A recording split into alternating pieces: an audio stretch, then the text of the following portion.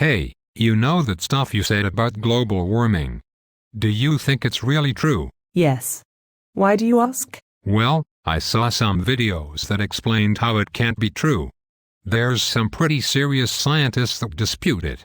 They say it's all natural and nothing to do with burning fossil fuels.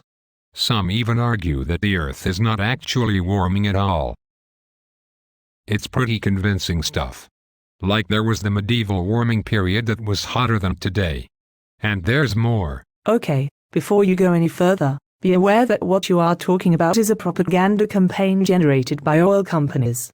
The science on climate change is abundant and overwhelming, and it's consensus that the planet is warming and our activities are responsible. Really?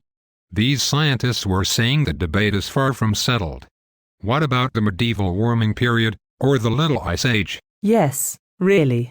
These people are not independent scientists, but in the pay of oil companies.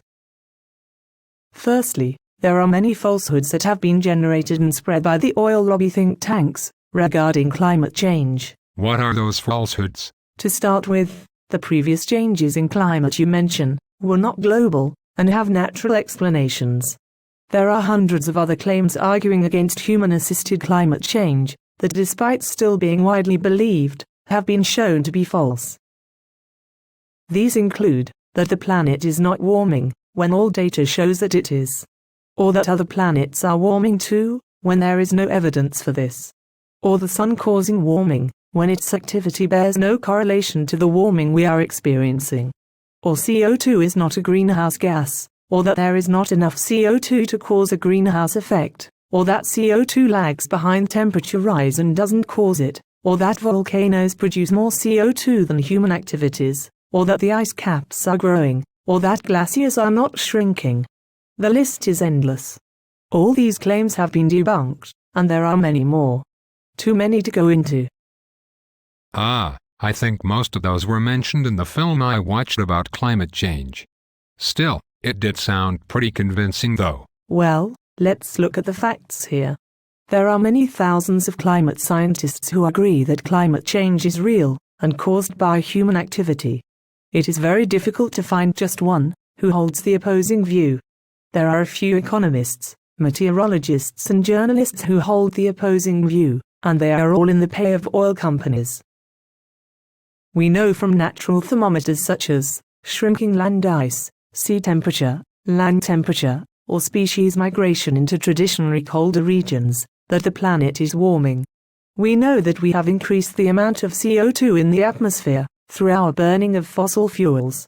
We also know that CO2 is a greenhouse gas. This has been in the scientific domain for a long time, and the possibility of human-induced climate change has been accepted by science for nearly 40 years. One should ask oneself, why has it only started to be questioned now?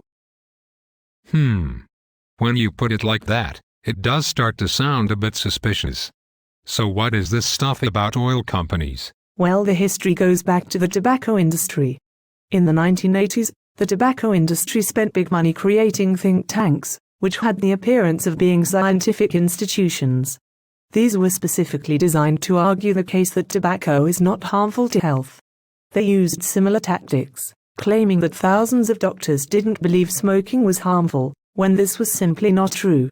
Of course, we now know their motivation was about protecting profits, not telling the truth. So climate change denial uses the same tactics? Not just the same tactics, but the same institutions are responsible, and often, the same individuals. These are for-profit institutions that have taken on a new cause, this time for the oil lobby. They also argued the case that Iraq had weapons of mass destruction. So they are professional liars. How come they get so much publicity though? Oil companies are extremely powerful. Make no mistake that if any industry runs world affairs, it is oil. Every aspect of our lives is dependent on oil energy.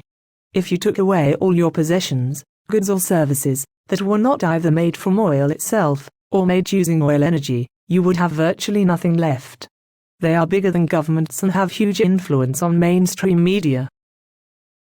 On a news program, a climate change skeptic may be pitted against a climate scientist, and so give the impression that the issue is under debate, and there is not scientific consensus.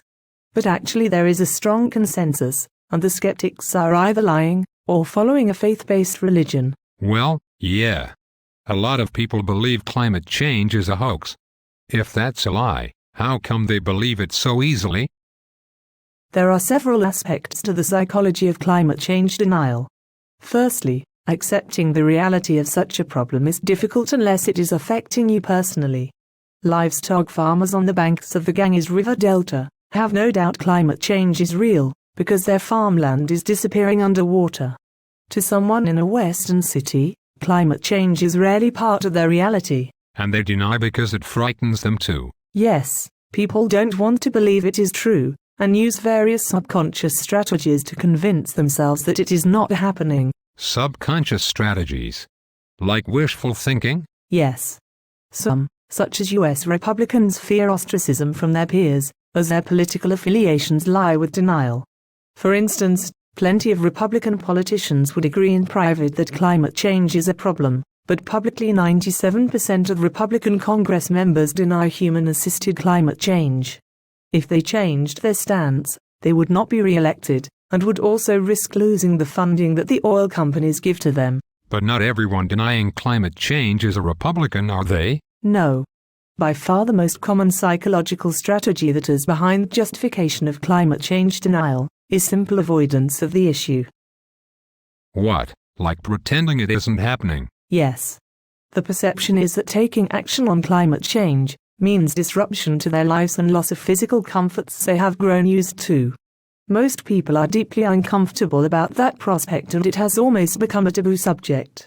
For instance, one would not bring up climate change in conversation at a polite dinner party, even though it is undoubtedly the most urgent and serious issue the human race has ever faced.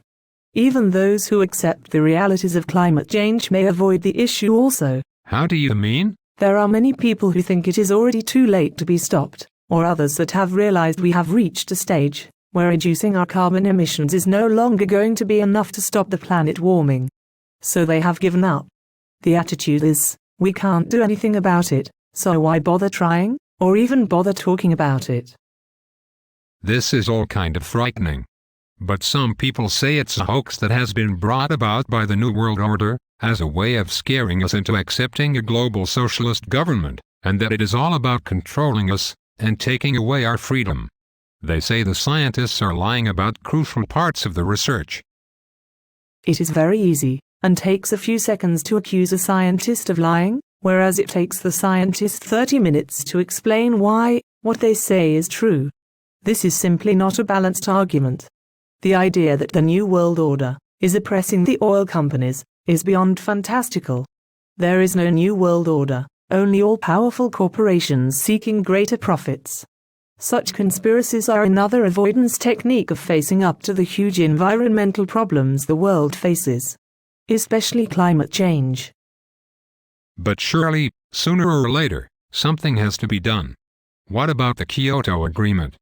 Didn't governments take measures to do something about climate change? At Kyoto, governments made agreements about curbing emissions, but the main polluters, the US, China, India, and Russia, appear to have ignored their commitment, and are burning even more fossil fuels than ever before. They have not led by example, and other less developed countries are not following suit either. The only real implementation has been to create a corrupt and pointless carbon trading scheme that exists purely for the profits of the corporations. This doesn't address climate change, but allows industries with spending power to carry on polluting on the basis that they paid for some green project. That is a scam, and it has only served to cause mistrust amongst the public. Public opinion in the US, supporting climate change denial, is growing, and has started to spread to other English-speaking countries such as the UK and Australia. Governments are in an increasingly difficult position as to how to take action. What? Because the people don't agree climate change is real? Yes, and also because of pressure from the corporations. But more than that, this problem has been left so late that it's going to take a huge effort to address it now. So, this is all down to politics, profit and ignorance? Pretty much, yes. For some, such as environmentalists, it's easy to accept there is a major problem, as such issues are already part of their belief system.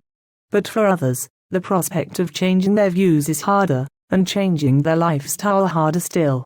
The issue has been erroneously presented to people as one that involves giving up their modern comforts. So it's a case of bad advertising and trying to sell a negative to people. That is pretty much the bottom line.